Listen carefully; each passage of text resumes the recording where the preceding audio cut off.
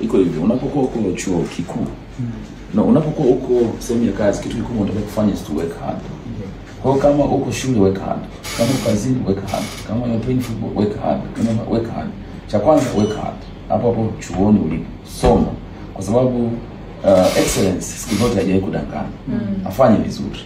Lakini cha pili, anatakiwa akiwa yuko chuo kikuu aanze kujiandaa mapema na mtihani. Kwa sababu miaka 3-4 unakaa chuo kikuu sio mingi. Hata mimi nimekaa chuo kikuu. Kama miaka 3 University of Dar es Salaam, nikiwa najua nikitoka hapa naenda kuelekea wapi. Tuna changamoto kubwa sana ya ajira, unemployment Afrika.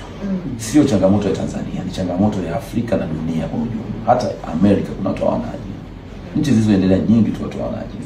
Kwa hiyo sisi kwenye nchi yetu ambayo ni developing, ambayo hivi sasa tunaupambania uchumi wa kati, tuna machangamoto mengi kuhusiana na ajira. Kwa hiyo ajue kabisa unapotoka nje utakanyagia wapi.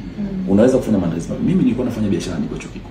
Na nimetoka chuo kikuu kabla sijaanza kupata kazi, sijaanza kufanya chochote. Niliingia kwenye biashara zile ndio nilizo kufanya, nikawa nimepata moja.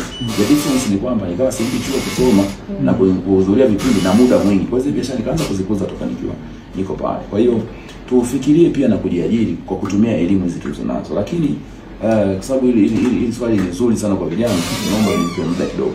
Unajua unapokuwa kuna elimu ambayo ni formal na informal. Sisi tunafanya biashara hizi za kimachinga, za kimtaani, za kupigana mapambano. Hii elimu tulionayo ambayo ni formal inatusaidia kwa asilimia kadhaa. Lakini elimu ya mtaani ambayo ni informal pia ina faida yake. Kwa mfano mimi nimesoma chuo kikuu mpaka namaliza, sikuwahi kuona topic ya robbing.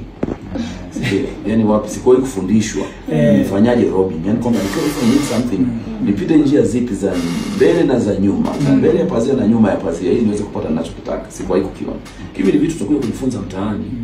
Kwa hiyo na wao wanaweza kawa wanapita kwenye kupambana na kujua jinsi njia rahisi ya kuweza kupata informal education ni kukaa na watu ambao tayari wameshapita kwenye njia hiyo, wakakomenta. Na njia nyingine ni kwamba pita njia hiyo ukose kidogo, ukutane na mambo makubwa ya kupiga lesson, unapata informal education.